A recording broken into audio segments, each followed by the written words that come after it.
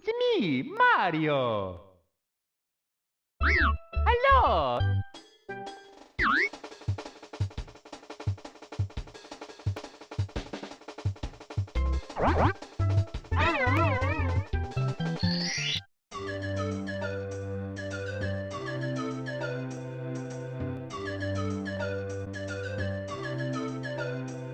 Okie dokie!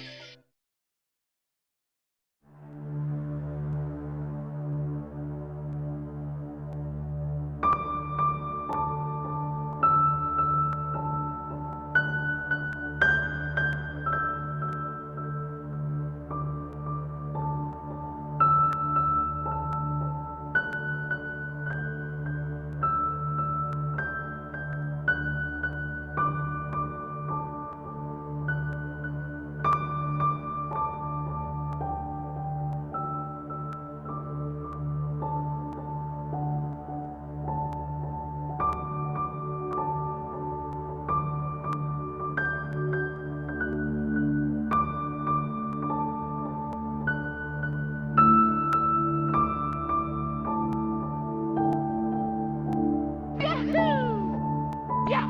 Woohoo! Yippee! Ha-ha!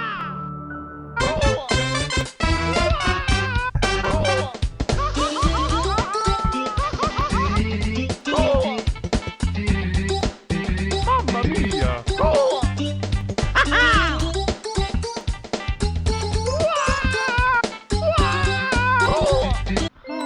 Mamma mia!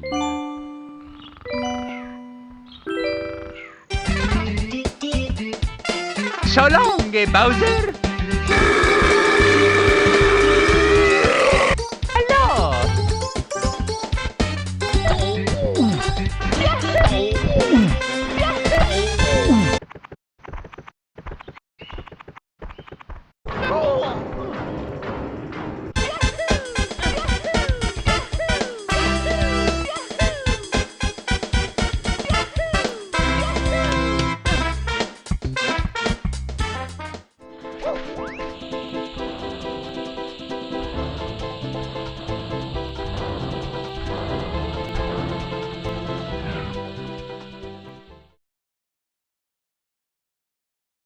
June 23rd, 1996. A historic day for gaming. Nintendo would release a brand new console called the N64, and alongside it, for about 3 years in the making, they'd released their biggest project yet. The first ever fully 3D platformer with their main mascot on the cover of it. But before we talk about that, first we need to know what led up to this moment, and why it meant a lot more to Nintendo than you might think. Nintendo first began selling playing cards in 1889. Damn, they're old! It wouldn't be until 1975 when they released their first ever game, EVR Race, in which you choose a horse you think would win in a race. Not the most immersive game, but it's a start. It wouldn't be until 1978 when they'd make their first ever arcade game, and then skip forward into 1981, Nintendo's first ever big hit, an arcade game that will forever change Nintendo's identity, known as Donkey Kong.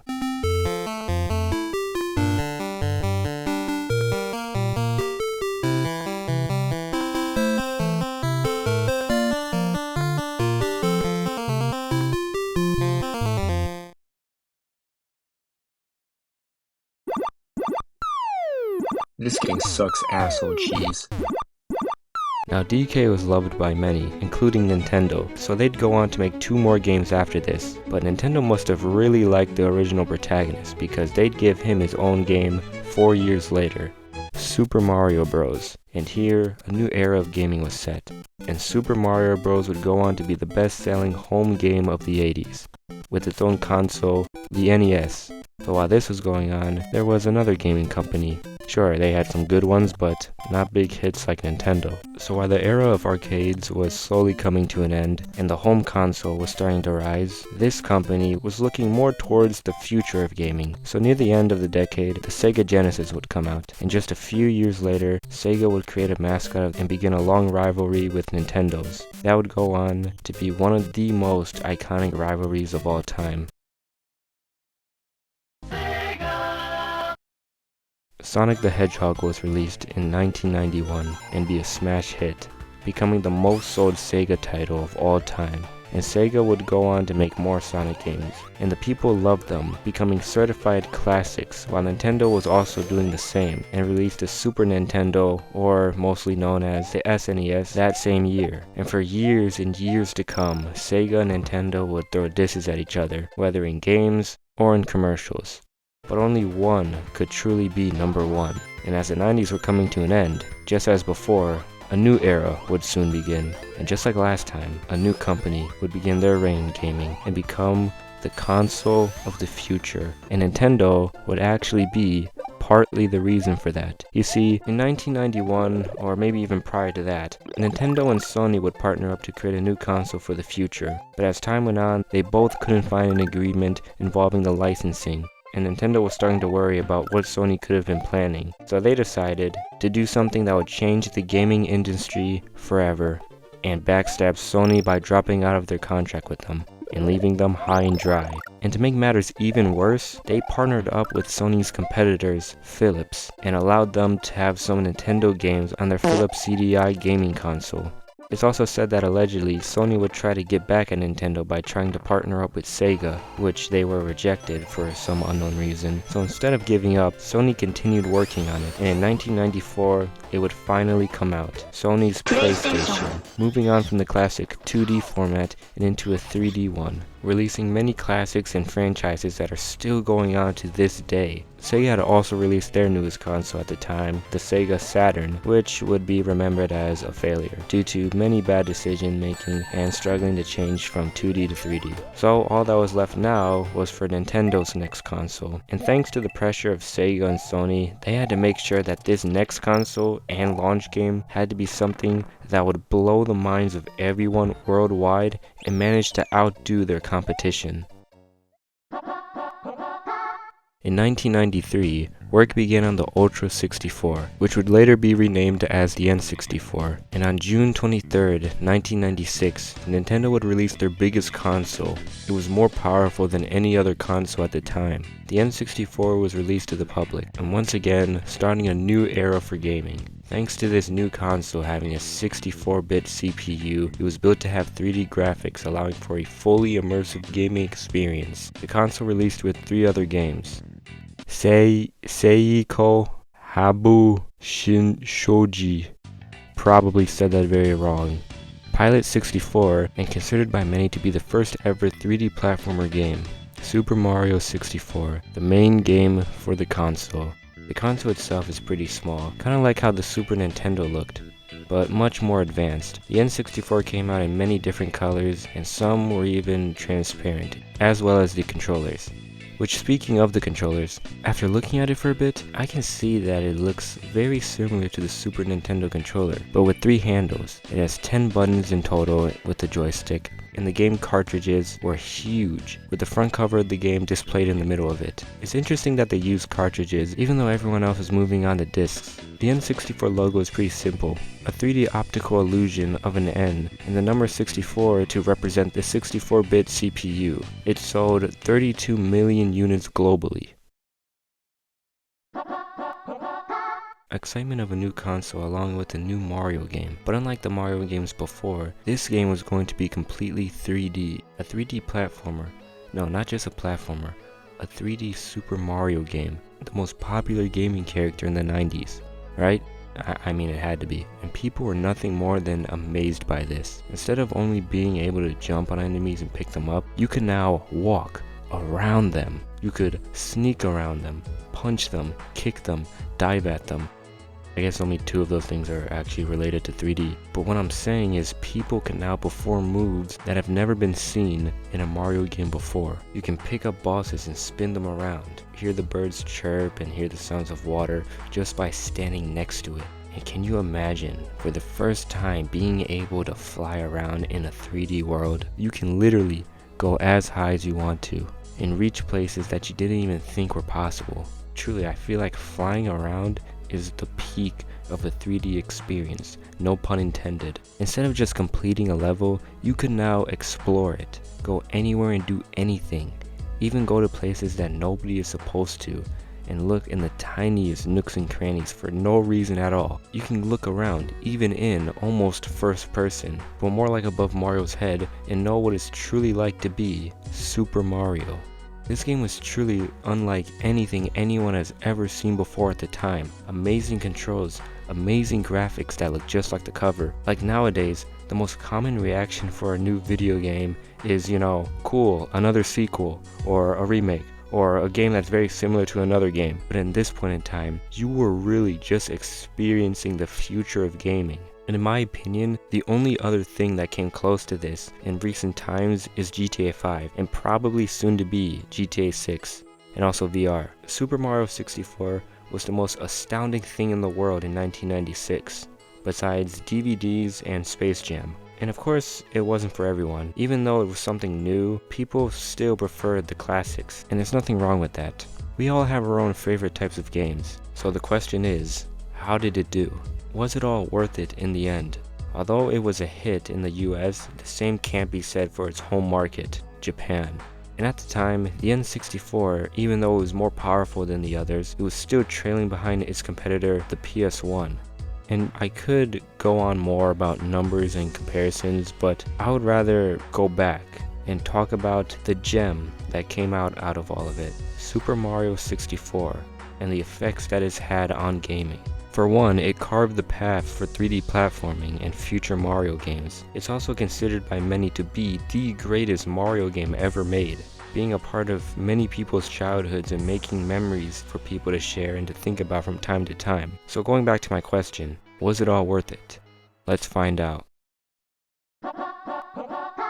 Before Mario was jumping through paintings and making funny noises, or I guess even before he was known as Mario, it all started as a dream. From a man named Shigeru Miyamoto.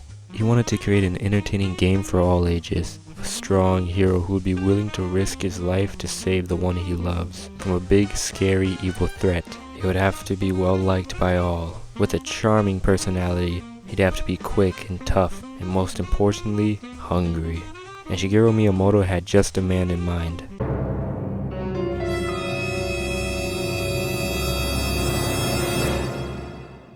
Popeyes.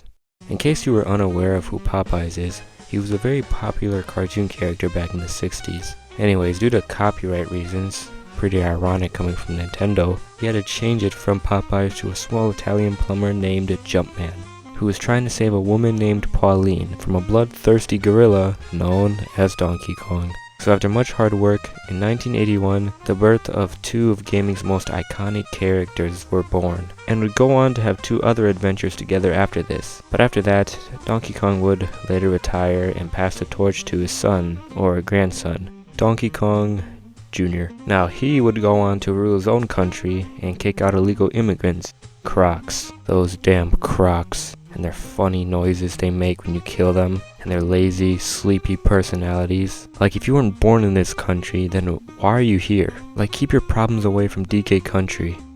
Okay, is it just me, or did that sound a little racist? Like, with everything going on in America right now, maybe I should have worded that differently. Like, I'm actually not even sure if I even wrote that down in my script. I promise I don't think like that at all. I don't know what I was on when I wrote that. But I do think it's over now.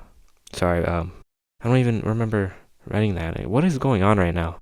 Okay, where was I? Jumpman, on the other hand, would go separate ways with Pauline and change his name to Mario. And after the war, Mario fell into a deep depression before acquiring a bankrupt retirement home and transforming it into the Super Mario Bros., a plumbing business that would never actually do any plumbing. So from here on out, Mario would jump on Goombas and Koopas and use power-ups to save his new love interest, Princess Peach, from a new threat, King Koopa, or mostly known as Bowser. So I guess some things just don't change. Everyone loved Mario, so Nintendo would continue to make Super Mario games, each one having something different from the last.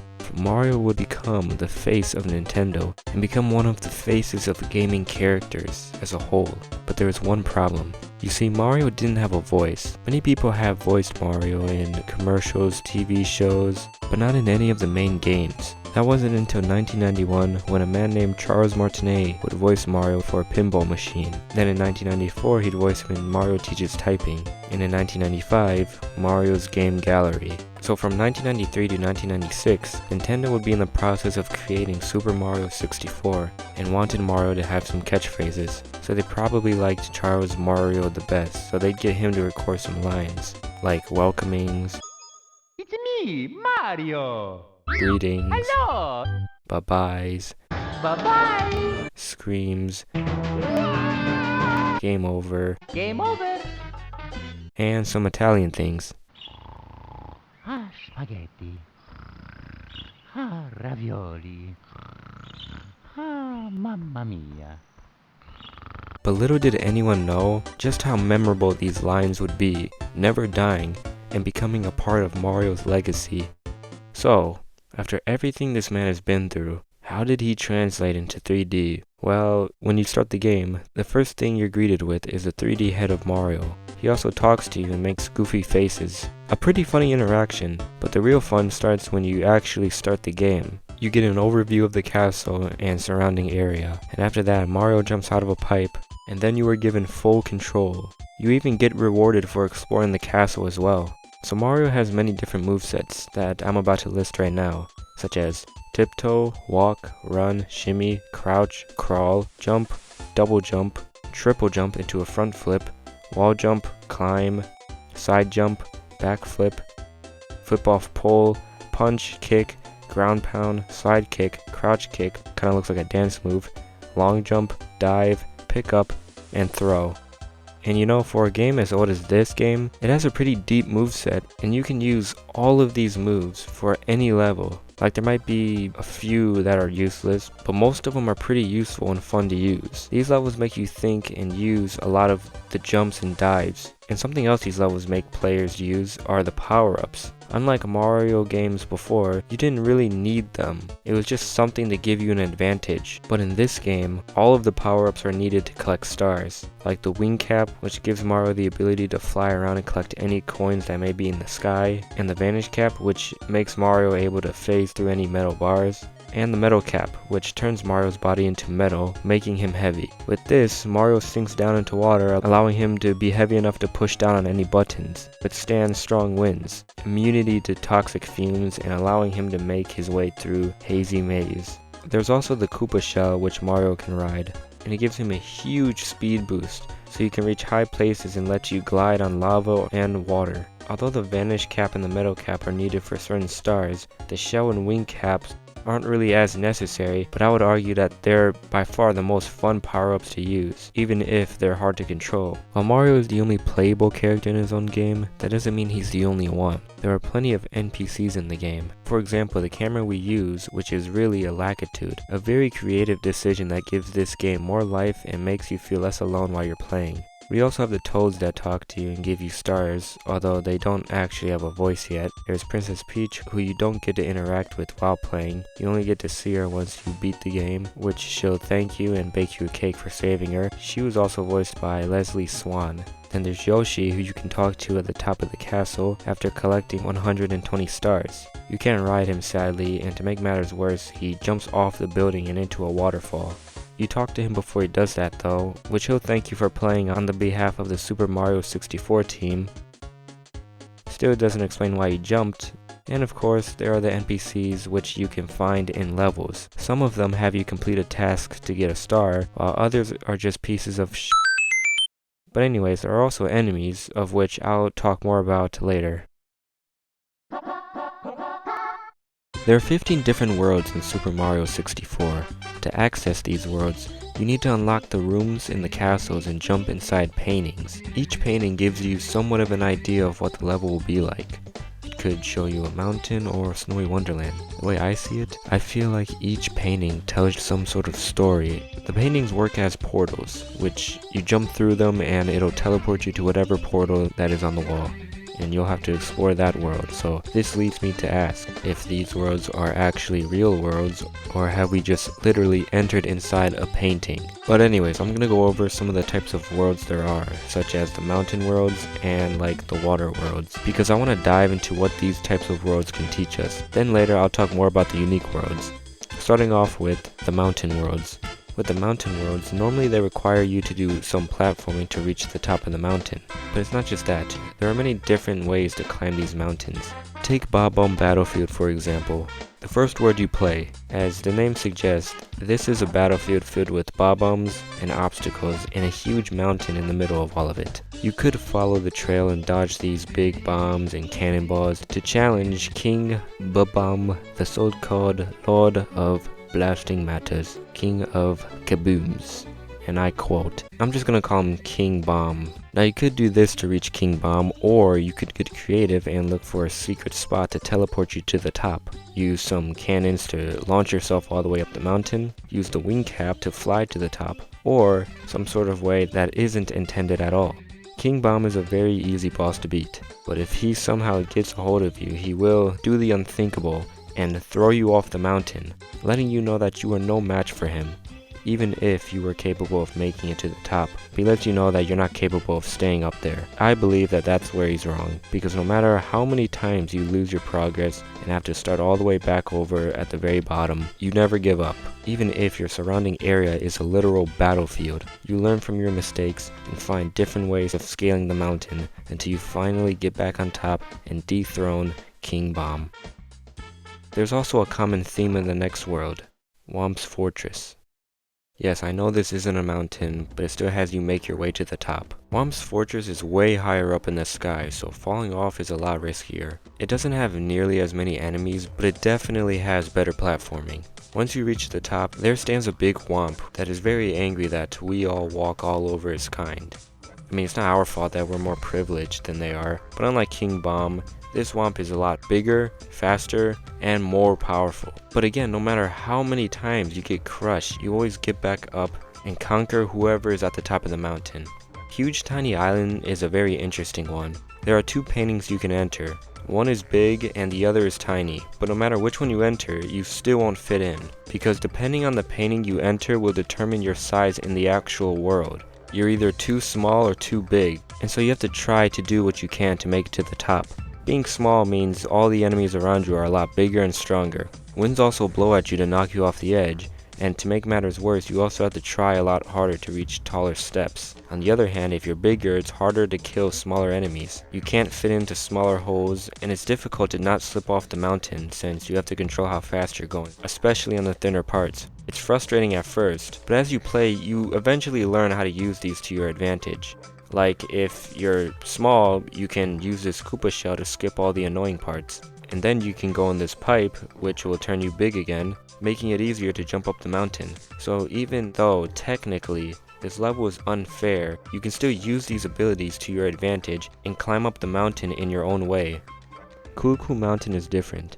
Instead of having to climb up the mountain, you're already at the top, so you'll have to make your way down. There's a broken bridge which I assume would have led you down the mountain, so instead you'll just have to slide down this fun slide, and it makes reaching the bottom much easier. There's also other ways of reaching the bottom, of course, but the problem is this level is famous for having this little penguin, who happens to be trapped at the top of the mountain. So you'll have to carry it down the mountain safely. So basically, what was once an easy way has become a bit more difficult, having to go all the way down without getting hurt or letting it fall off. There's also this snowman's head, which needs a body. His body is of course located at the top of the mountain, so you have to guide his head to his body.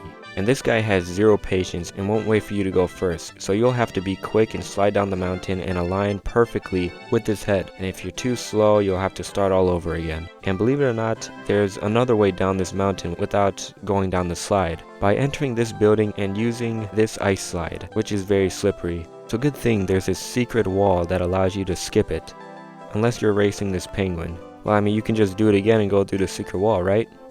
Nope. Instead, you're called out for being a cheater and you'll get disqualified.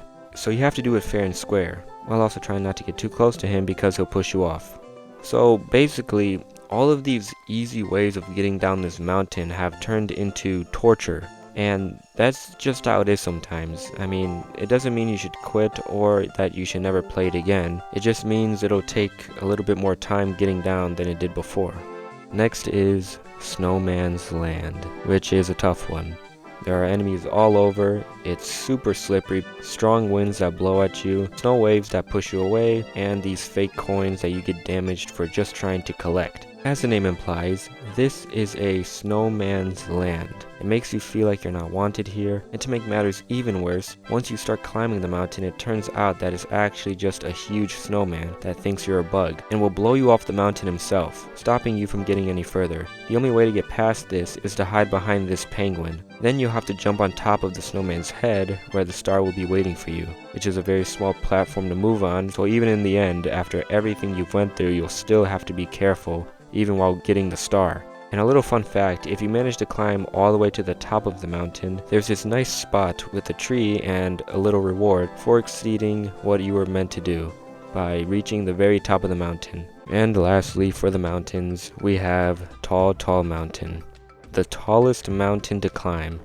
which has platforming, Monty moles that throw rocks at you, bombs, whatever this purple thing is that tries to throw you off, a shy guy that shoots fireballs at you, cannonballs that roll down, a cloud blowing wind, tight walks, long jumps, vines that keep you from jumping, and the worst of them all, a monkey that mocks you by taking the only thing that lets others know who you are. And of course you have to chase him on this tall mountain without falling down, otherwise you won't get your hat back. All of this, and for what? Why not just save yourself the trouble and play a different world? Because after everything you've been through, you believe that you can scale this mountain. This stupid monkey doesn't know what you went through to get here. So instead of just asking yourself, what's the point? Say it's because you know you can do it. And that will be it for all of the mountain levels. Jolly Roger Bay. You find yourself stranded on a little bay. You see that you are completely surrounded by rocks and water. There's one platform and a cannon, but for the most part it's just the deep sea.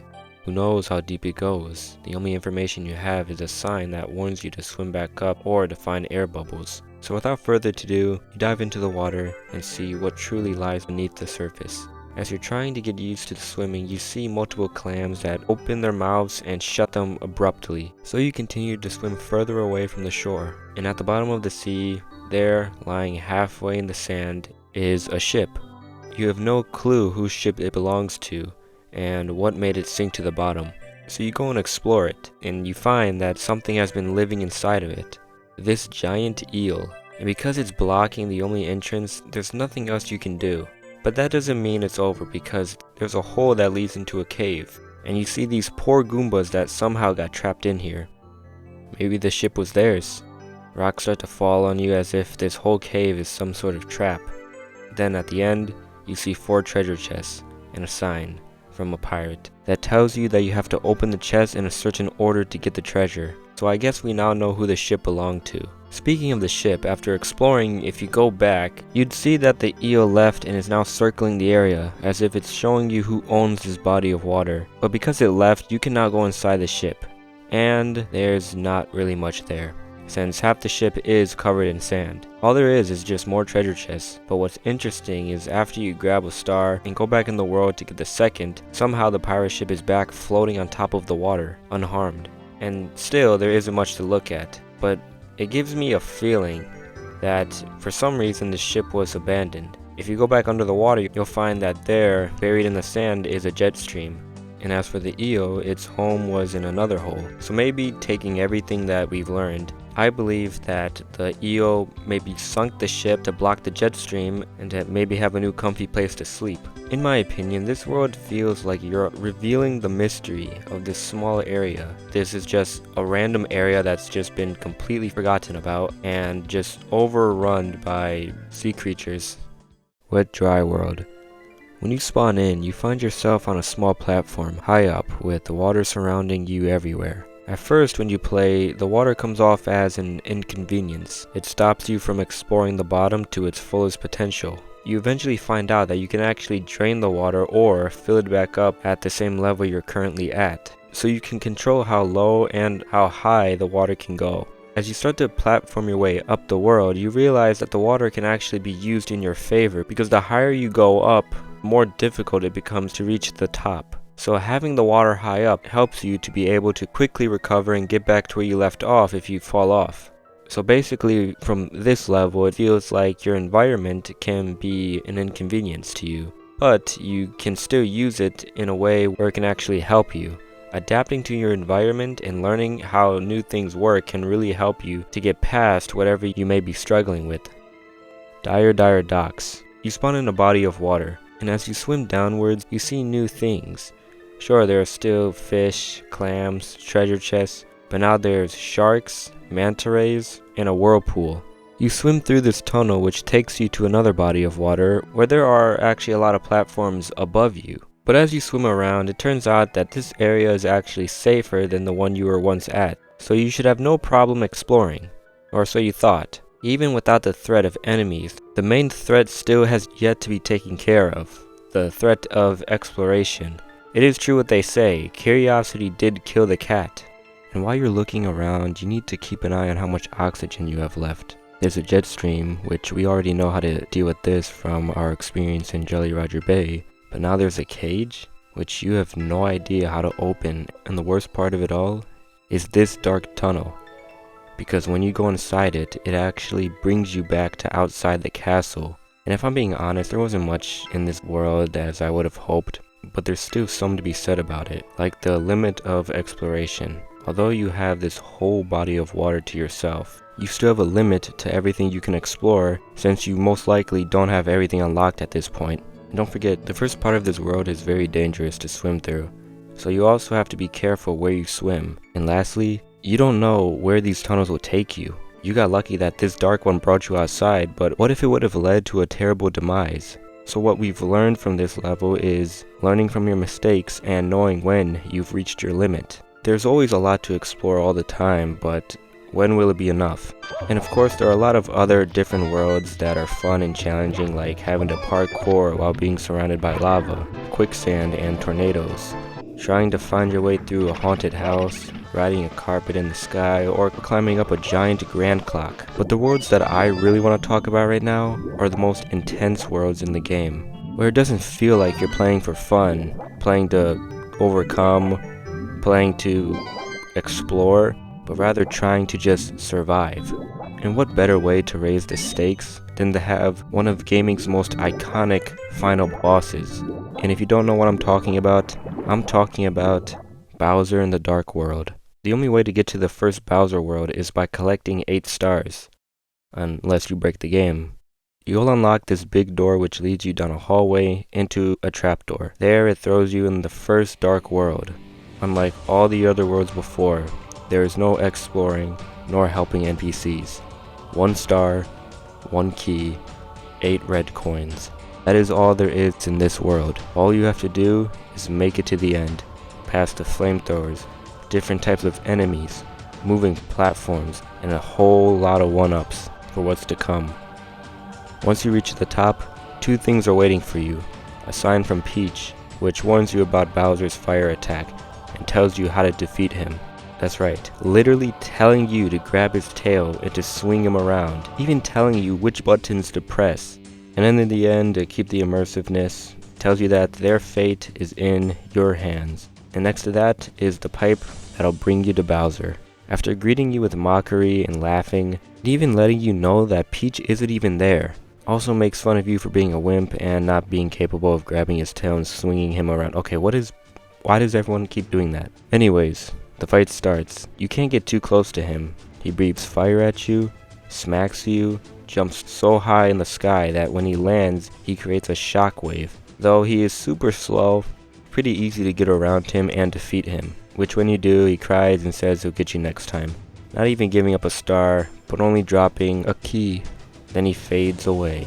Bowser in the Fire Sea. This time there's lava all around you, so you'll have to move a little faster instead of taking your time. Once you reach the end, there's this weird cyan toilet bowl thing that you have to jump inside, and that'll bring you right back to Bowser, who demands that you return the stars that you took. A lot less mocking and more serious now. Bowser uses his jump to move the entire platform.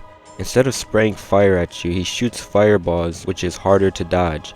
He moves a lot faster using teleportation, and if you beat him again, he'll do the same cry. Then he says he'll be in better condition next time. I'll be waiting. He gives you the key, and does this stupid exit again. And lastly, you were greeted with the endless staircase. Sorry, I don't know why I wrote that in a weird text, so I had to make it sound weird. That is no longer endless if you have at least 70 stars, or if you're speedrunning. Once you reach the top, the only way to go now is down. Bowser in the sky.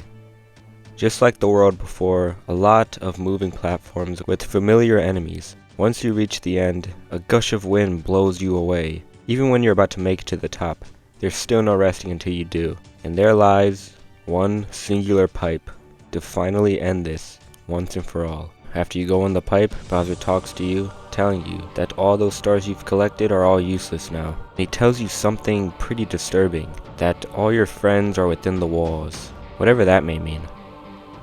And with that, it's go time. Bowser sprays his fire breath like he did the first time you faced off, but combines it with the fireballs as well. He also does this new attack where he blasts fire into the sky, which it falls back down, bringing some blue flames along with it, which bounce around. He does his charge attack and uses shockwaves to deal damage. And this time he doesn't go down after one hit. You have to now hit him 3 times. After the first 2, he'll destroy the platforms and shape it into a star, just in case you were getting some cheap shots in. And after a long, draining fight, once you hit him that last time, it'll be over for good. Bowser will cry and tell you that you beat him for real this time. And I like how just the idea of peace returning to the world is what hurts him the most, but it seems he can still sense that you haven't collected all the stars. And so he says it's not over and tells his troops to watch the ending together. But what's even funnier, if you collect all the stars in the game and beat him, he'll act so surprised because there are so many of them that he even missed some in the castle. And then he says that peace is returning to the world for real this time, tells you how much he hates it. He hates it so much that he can't watch. But before he leaves, he makes sure to still get the last laugh. Keep that L stick smoking, and then laughs. Which, by the way, is by far the most evil thing he's ever said. Because I know he knows just how bad stick drift is in these Nintendo controllers. Then he fades away and gives you the last star. Wow. How original, a tier list. Give it up for me because I've really outdone myself this time. But anyways, I didn't just want to talk about the bosses and their attacks, but rather my personal opinion and how I would rank them. This should be pretty short because there aren't that many bosses in the game. So without further ado, let's begin. By the way, this is in no order at all, so I'll just be ranking on difficulty and creativity. The first time we get to see Piranha Planet is in Womp's Fortress. Not a good introduction since it's sleeping and pretty easy to sneak past. Pretty hard to die to one of these guys if you're not just messing around. But the Piranha Plants do have their own boss fight in Huge Tiny Island. Again, very easy since they're small and you can just crush them. Unless of course you go in small, then it gets a bit more challenging since there are multiple that pop up from the ground and now tower over you and spit fire at you. Still, you'll need to dive at them. You'll have to be more careful since it's easy to fall off the edge. And on top of that, you also can't jump that high. In my opinion, I'd give this a C because although there isn't much to it, I do like how they pop up from the ground, and shooting fire also makes it more difficult because you can't jump over them. They're everywhere, always watching you, creeping somewhere, shooting bubbles whenever you get close. Why did the developers decide to make this an enemy in the game? Who knows? But out of all the enemies in the game, they chose to make this one a boss fight. Hidden somewhere in the belly of a boo belongs a house, but not just any house, a haunted house. And somewhere in this haunted house, this beast lies. And with the help from an invisible cap, you can enter the secret room it lies in. He shoots bubbles at you very slowly, and if you run around him just once, he'll die. And that's it. So, D tier. D tier. Not much to be said really. The hardest part about this fight is honestly just getting to the room. Scattered all over Lethal Lava Land are these strange creatures called bullies. They're big, they're black, they're reckless, full of anger, and they're scarier when there's more of them in one place. Their only job is to bully you into the lava. But somewhere in this level, the big bully rules. It's faster, stronger, and bigger. The only way to defeat it is to bully him back. But that is no easy feat. Now it was quite a nightmare for me to push these guys in the lava. Who would have guessed that a bunch of bullies teaming up would work so well? And also, Mario. Getting stunned from being pushed back makes it harder to recover in time before falling in the lava. There are two big bully fights. One where it's waiting for you, and the other you get from killing all the bullies. Now I quite like the fact that they push you in the lava. In this level, the lava is the #1 main threat to watch out for, thanks to these tricky platforms. So having the bullies add to the intensity, I'm gonna put this in a B tier. I'm never doing another accent again. It's just a bully but icy now. The bully worked so well in Lethal Lava Land because the whole time you're trying to stay out of the lava, and the bullies put more pressure on you to not burn to death. But in this level, it's just the same as Big Bully but with ice. The ice is not as deadly as the lava is, so the ice bully isn't really a main threat in this level, so D tier. Inside a cave at the top of Huge Tiny Island lies the Wiggler. The only way to enter his house is by flushing the water at the top of the mountain, and once you enter, the Wiggler will be angry that you flooded his house and will attack you. You have to jump on his head 3 times, each hit making the Wiggler even more angrier, until you give him enough brain damage that he forgives you. And you know, I like this boss fight because of the way you need to get to it, and the fact that it has a story evolving around that. The Wiggler is just a normal guy living in his house, and then out of nowhere you come along and just completely ruin everything. So even though this boss is super easy, I like it enough to give it at least a B tier. You can find Big Boo in his merry-go-round, which instead of being inside the haunted house, it's in this shack that goes underground. As you explore, you'll eventually come across the merry-go-round. At first there will be a few Boos in here that you'll have to kill, but then after doing that, Big Boo will appear, coming out of a painting. You'll need to ground pound or dive at him, doing that 3 times. The difference is that he's faster, stronger, and of course bigger. And with the merry-go-round spinning and fire shooting out of the paintings, I'll rank this at a B tier. I know that there are 3 different Boo fights with Big Boo, but I chose this one because I like the setup of finding the merry-go-round and fighting in it. Out of all the other places to fight Big Boo, this one feels more like a battle arena. But what really holds this fight back is the difficulty of the actual fight itself. And again, at the very top of Whomp's fortress, King Whomp stands, trying to hold his anger in for the world. I've already talked about this level, but as for King Whomp, he tries to crush you by falling on top of you. The only way to beat him is to get out of the way before he falls, or just ground pounding as he's falling down and, phasing through him, all that stuff. After doing this 3 times, King Whomp will be defeated. I like this fight a lot because unlike all the other fights, you don't just punch or dive at him. Instead, you need to bait him out into falling down and then take advantage of it. Not a hard fight at all, but I like it nonetheless. A tier. The way to unlock this fight is to stand on top of all 4 of the pillars. Then the top of the pyramid will disappear, allowing you to enter the secret entrance, and there you will be thrown into a room, which seems to have nothing at all at first, until you wake IROC. Having every right to be angry at you for waking him up, it challenges you to a battle. This boss is cool because you have to kill both hands by hitting their creepy eyeball. They will of course try to crush you and push you off the edge, so you really have to be on guard for this one. I think it's safe to say that this is a clear S tier. For being the first boss fight in the game, of course it has to be pretty simple, but that doesn't mean that it has to be a bad fight at all. King Babam stands watching over Bob-omb Battlefield until you interrupt him. King Babam will try to throw you around. The only way to beat him is to throw him 3 times.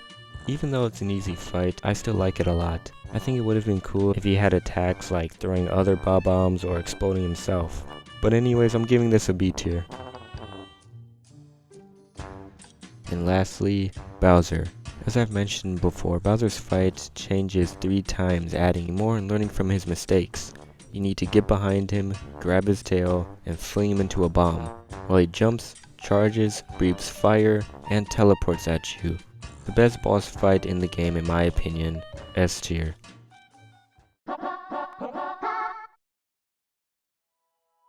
Why did Nintendo decide to use stars?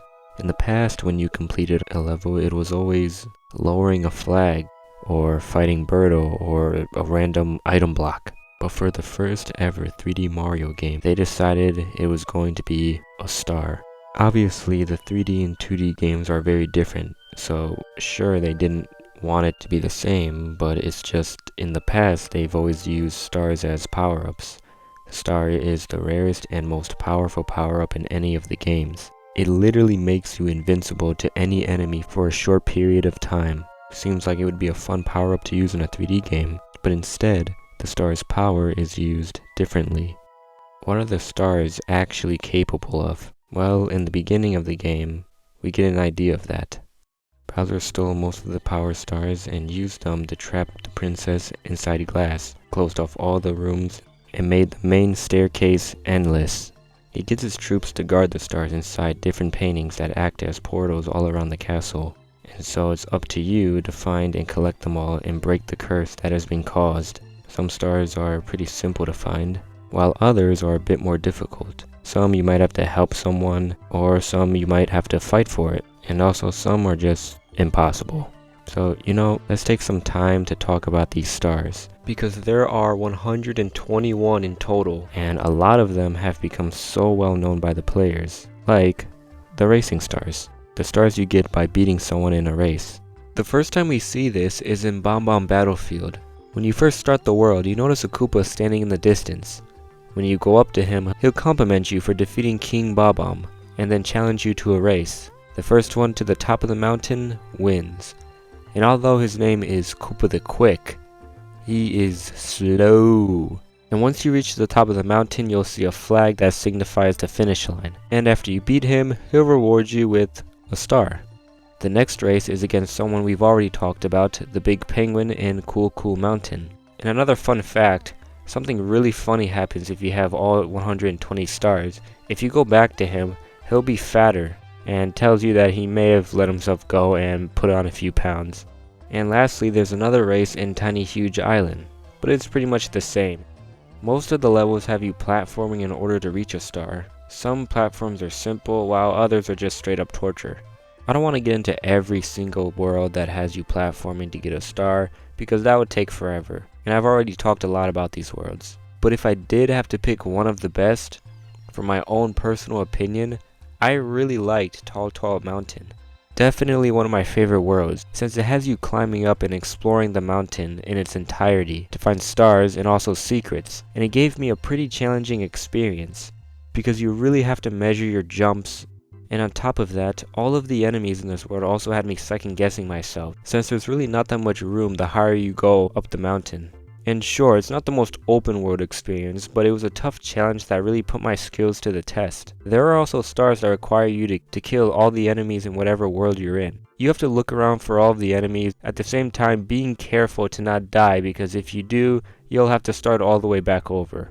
The bullies are a very dangerous foe, so having to kill all of them means you will have to tread lightly, not rushing through it, but taking your time and making well-timed attacks. But in Big Boo's Haunt, it's a lot different.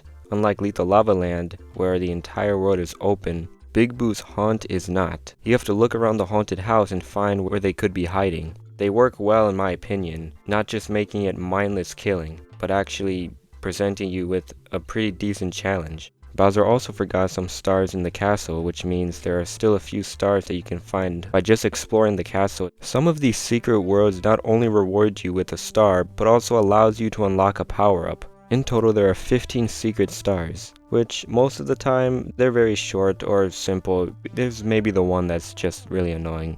There are plenty of weird stars as well, like having to shoot yourself at a wall in a cannon to break a piece of the wall off. Yeah, so I'm not gonna lie, I did have to look this one up, because how was I supposed to know that there was a little secret in that spot? And another example is the little secret spots that you have to find in Wet Dry World and Tiny Huge Island. So basically, you have to look around for these secrets. And by the way, when I say weird, I don't mean that in a bad way at all. I actually liked figuring out these stars. And then there's the 8 red coin stars. So there are 8 red coins in every single level. Simple as that. If I had to pick the easiest and the hardest stars for me from the 8 red coins, I feel like Lethal Lava Land definitely was probably the easiest since the coins were all pretty much right next to each other. But as for the hardest 8 red coins, I'd 100% have to say any of the ones that had you using the wing cap and flying into the coins with the, rainbow clouds and stuff. Like, the level itself seems so happy, joyful, colorful. These levels helped me to understand that, what it truly means when they say, don't judge a book by its cover. Flying and staring into the coins are a nightmare in this game, alright? If you know, you know. Because if you missed one, then you'd have to fly all the way back. Not to mention, the wing cap can also wear off. And the worst of them all is if you fall and die, you'll have to restart all the way back over. Definitely for me, one of the hardest worlds in this game. And lastly, the stars that you get from collecting coins. Again, just like the 8 red coins, everywhere scattered in the level are coins. So the way how you can unlock this star is if you collect 100 coins. Let me say that again.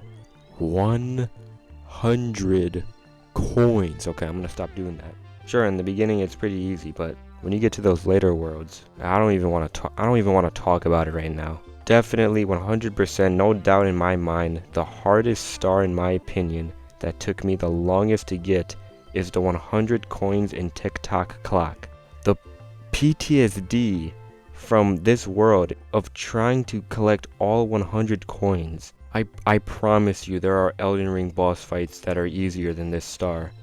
You have to platform and carefully grab every single coin, and I mean every single coin, without of course falling off. One mistake and you have to start all the way back over again. And of course, there aren't that many coins in this level. A very cramped, small level. Not like the other levels where most of them are pretty much open world. This one is just pure platforming. Like, it honestly wouldn't surprise me if there were only like 100 coins in this level. That's how hard it was. Honestly, I'm just gonna say it. This star is something out of a Berserk arc or something. I don't know how else to explain it. The best way for me to put it into words is to say I never want to play, let alone see, this star ever again. And there we go. Now I believe we all have our own different experiences. I'm not saying anything I've said is 100% fact and should be taken serious. We all struggle at different worlds, but struggle nonetheless. Anyways, what was I talking about before all of this? Oh right, so anyways, according to the lore, Bowser took all of the stars and tried to use them to take away all of the happiness in the world, and most likely wanted everyone to bow down to him and stuff. And it really makes you wonder where these power stars even came from. Why are they so powerful? And why does the princess have all of them? But all that matters, of course, is that Bowser failed, and never tries to steal the power of the stars to conquer the world ever again. So, happy ending, right? It's no surprise that Super Mario 64 is not a perfect game. As a matter of fact, no game is perfect. A game could have the best graphics of any game ever made, a masterpiece of a story, amazing addictive gameplay, and still wouldn't be perfect. Why, you might ask? Because deep in the files and codes of every game, deep in there, these little bugs crawl around and create glitches. And for me, that's not a bad thing. We live in a time where gaming companies have you download whatever game you purchase, meaning they can update the game whenever. But back then, if you bought a game, you didn't have to wait for any downloads or clear up any storage. Instead, you could just put the game in and play it right away. You get all the bugs and glitches that come with it. Now you might be thinking, well, that's stupid. I don't want a broken game. But I believe that is better than you might think. Sure, the developers may have missed some bugs, but they've tested the game out so many times that most of the bad bugs were hard to come across. So you had to break the game and do something super unintentional, which often led to a lot of fun, whether it was glitching through walls or messing up the NPCs, or just straight up skipping entire parts of a game. Nowadays I feel like bugs and glitches are way worse and less fun to find, because now that gaming companies can just update the game whenever, it's like they started caring less about fixing them and just try to release games as soon as possible, even if it's not fully finished. Because they can just update it and fix whatever glitches that people might find. making the game overpolished over time. But anyways, that's a conversation for another time. My point being that finding glitches is pretty much a part of a game's experience. While technically glitches are a bad thing, not all glitches are bad. They can be funny and mind-blowing to pull off. Super Mario 64 is a very old game, which makes for a lot of glitches that can be used not only for the fun of it, but for a real purpose. Glitches equals new ways to beat the game. Ways that weren't intended and make it possible to beat the game at an insane pace. This is known as speedrunning. Starting off as just trying to beat the game as fast as you could, to breaking the game to try to set a new world record. Super Mario 64's speedruns might be the most iconic speedruns of any game due to the many unique ways to break the game. Players have managed to find many different ways to phase through walls, but out of them all, there is only one glitch that completely breaks the game and allows for crazy runs. Some say this forbidden technique was discovered in the early 2000s, but it's also entirely possible that this glitch was known by the developers while still being in development. Nintendo knew that this game was a buggy mess if played by the right players. So instead of fixing these glitches, they let players find them and use them for whatever purpose they wanted. But I bet they didn't truly realize the potential of this one glitch. You may have already heard of it. This glitch is known as the BLJ, backwards long jump. When using the long jump normally, you lunge forward, but if you manage to jump backwards and do it fast enough, you can gain enough power to launch yourself pretty much anywhere. This glitch is overpowered to say the least, and has made for some crazy speedruns, no longer even needing to collect the 70 stars. There are actually different categories for different number of stars for speedrunning this game. 120 stars, 70 stars, 16 stars, 1 star, and even the 0 star run. Now you might be wondering, who holds the record for all of these speedruns? Well, I did you the favor of finding out just in case you didn't know. So, as of right now, these are the holders. For the 120 star run, the world record goes to a man from Canada who goes by Green Suigi, beating the game at 1 hour, 35 minutes, and 28 seconds. For the 70 star run, that would go to also Green Suigi with the time 46 minutes and 26 seconds. And for the 16 star run, it would also go to Green Suigi with 14 minutes, 35 seconds. 1 star run, Green Suigi, 6 minutes, 56 seconds. And for the 0 star run, Green Suigi, 6 minutes and 15 seconds. All I can say is, wow. Here is a man that loves Super Mario 64 and speedrunning. And there are so many other different speedrunners in this game, and I wish them all the best. One day, someone may break these records.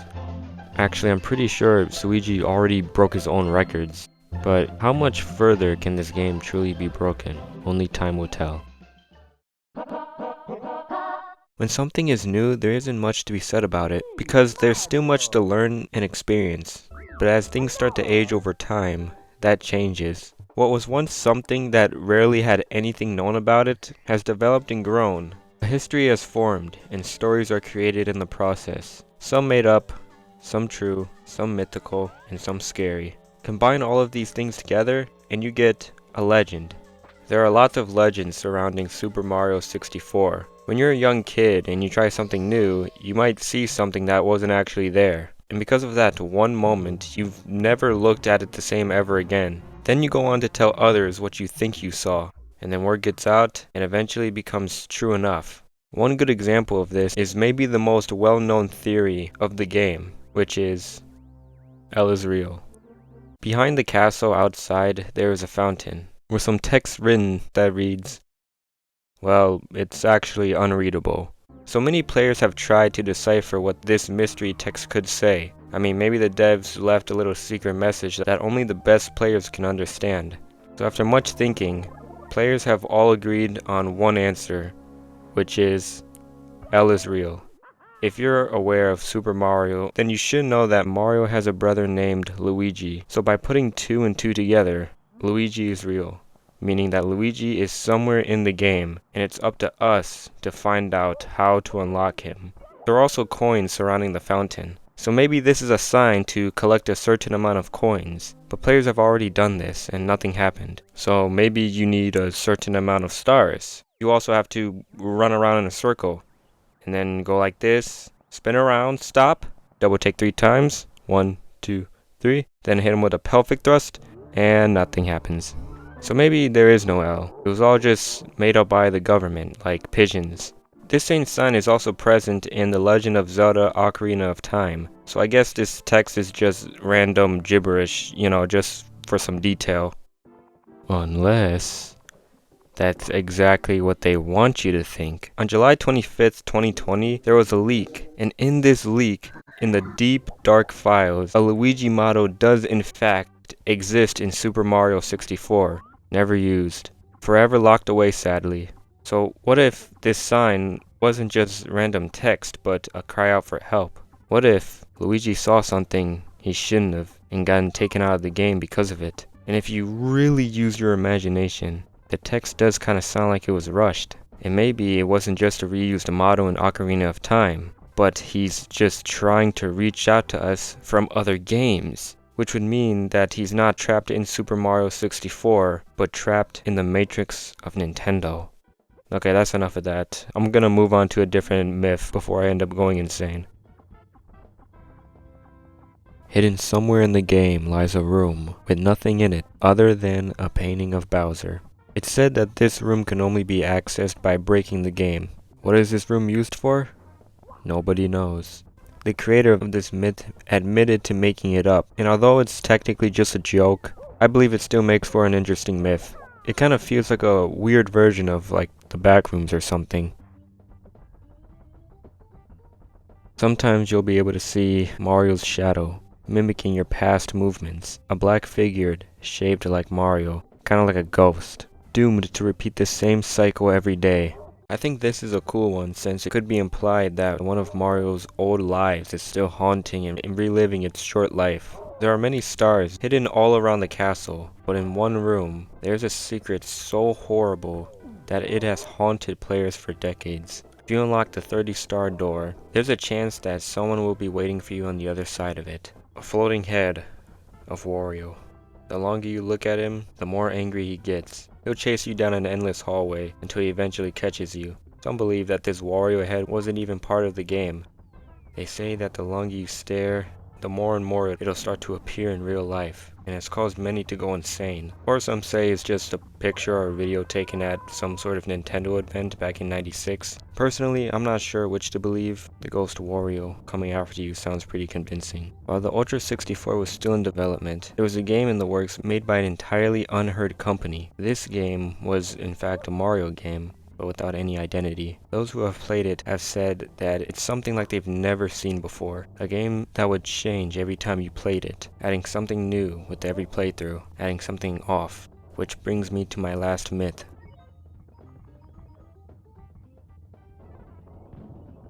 Personalized AI that would document your every movement and build upon how you play. This game was so interesting in fact that it caught the eye of Nintendo, especially that AI. So they would end up buying it, or were maybe given it as a gift or something by this mysterious team, and remade it into Super Mario 64. But because the original game was a very strange one as we know, the game was still pretty corrupted, and some of those things from before still lingered around. That AI, that mysterious AI, which is why some people report strange findings that no one else has seen before, most of which have already been listed, like the Wario head for example. All of these things all stem from this one myth, which I find really cool. At first while doing research I wasn't really finding many myths, mainly because there just isn't enough info on them, but this one I thought was creepy, considering the backstory and the unanswered questions involving this AI. And also in these times we're living in, with AI starting to rise and stuff, who knows, maybe a game like this isn't, as far as you may think. AI that would completely just change whatever game you're playing based on how you play. I'm a simple guy, and I get impressed by simple things. So, for being the first ever 3D Mario game, I believe this game has a great ambience that sets the mood for whatever world you're in, completing the immersive experience. When you start the game, it gives you a quick overlook of the castle. It's a nice sunny day. Almost feels peaceful, like it's just any ordinary day. Everything is bright and colorful. There's trees and water, birds in the distance that you can hear along with the insects. As you wander around trying to learn the controls of the game, you notice that the world around you reacts to your presence. The birds that fly away and the butterflies that follow you. Leaves fall from trees when you climb them. The sound of water moving from the waterfall. Then once you enter the castle, immediately you hear this very fancy sounding music, reminding you that this isn't just a world selection area but a castle after all. Bob-omb Battlefield is a crazy world. All the Bob-ombs and the Goombas everywhere patrolling the ground, along with all the cannons, the big cannonballs tumbling down the mountain, these exploding bubbles, and a huge chain chomp barking at you. Cool Mountain is an interesting world to me. This world gives me a winter feel whenever I play it. I mean, there's snow everywhere. The NPCs found in this level are snowmen and penguins. Two nice details about this world is that if you fall from a high place and land in the snow, you'll actually get stuck in it. And another one is that if you idle for a while, Mario will start to shiver instead of falling asleep. Mario is truly on a snowy mountain in the freezing cold, and you won't forget that while you play. The music suits the theme of this world very well, especially the part where they start ringing the bells. Bells are probably the main instrument to represent winter. On the other hand, Snowman's Land feels like a whole snowstorm, with ice and extremely cold water, strong winds, snow waves. Cool Mountain represents the good part of winter and the happiness of the holidays, but Snowman's Land is the harsh reality, the brutal weather and unforgiving cold.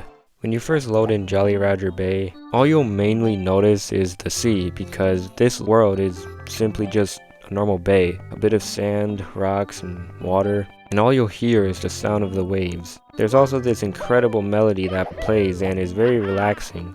Pretty much sums up this level, a slow, chill level, so you can learn a new mechanic.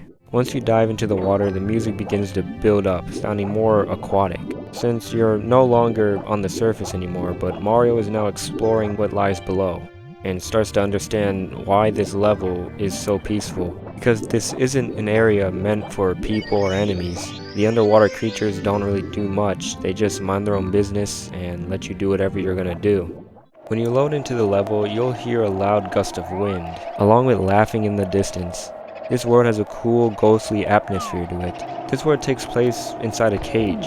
You can see the bars of the cage and a strange blue and black background. Feels like we've entered into an entirely different realm. The music is also very interesting, the complete opposite of Jolly Roger Bay. This music is very intense, almost feels very unnatural. Just a bunch of sounds that just happen to sound like something put together. And if you enter any building, the wind stops and the music begins to sound real, if that makes sense. If you enter the shed, you'll also hear the merry-go-round, which of course fits the level. If you're in the haunted house, you'll hear the laughs of booze. Lethal Lava Land? In a world where lava is present everywhere, how should this world be portrayed? Well, the lava is clearly boiling hot. There's fire everywhere and a volcano in the middle of it all. And if you take a look at the sky, which should normally be blue and cloudy, is now a dark red and bright orangish yellow. Like the sky is reflecting the lava somehow. So even the sky feels dangerous. Music for this level kinda sounds otherworldly to me, like it's from another planet, where everything there is probably hot. Shifting Sandland, a deadly hot area with quicksand and enemies all over, along with tornadoes and these very scary block things. This world doesn't give you second chances like Lethal Lava Land. It feels like this whole area is just some sort of trap. The pyramid is like a death trap. It's built in a way that tries to keep intruders away, so for anyone who breaks in, doesn't come back out. Hazy Maze Cave. This world is exactly what it sounds like. When I first played this world, I felt so lost trying to find my way through the mazy cave part. Puzzles everywhere and 2 different routes. To me, it looks like it was a cave that was invaded and turned into some sort of construction site. And then there's the part that feels like the same old cave it once was. Pretty peaceful, almost untouched by anyone. Wet Dry World. I've heard that a lot of people have mixed feelings about this world. Like it doesn't make sense, but it feels like the developers had something in mind when designing it. Sure, it's a platforming world where you control the water to help you progress. But when you actually take the time to look at this world, it's very strange. The sky isn't a sky, but an image of an underwater civilization. Either beings that live underwater or a place that was once full of residents, now abandoned and flooded and forgotten. And at the corner of this world is this blocked off area, maybe to keep anyone from getting in. If you manage to find a way past the gate, you'll swim through this tunnel into this town, covered in water. There's a part that leads to this building which goes up and brings you to the top of the area that has one of those water control things, along with the metal cap block. Seems to me like the people that were in power in this town ended up trapping everyone inside and flooding them in water, blocked the entrance so that nobody could swim out. Or maybe they were just trying to test the metal cap's power to breathe underwater. Or maybe it's just an accident. Either way, it's a strange world to be in a game like this.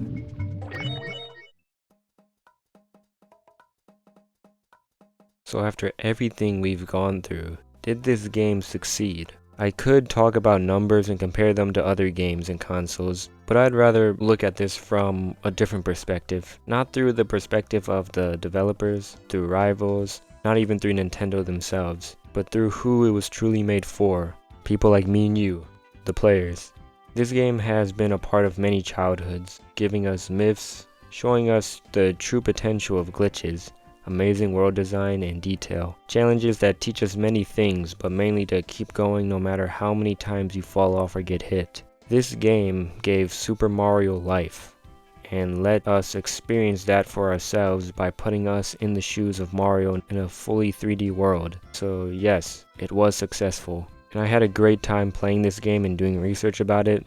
Obviously I didn't grow up playing it, but the reason why I decided to play it and to even make a video about it was because I wanted to play another game at first, a game that I actually did grow up with. Back in 2020, Nintendo would release a 3D All-Star Collections for Mario's anniversary. Originally, I was looking forward to just replay Super Mario Galaxy, but there was one more game in that collection that caught my eye. I didn't know much about it, so I gave it a shot, and it was a lot of fun for me.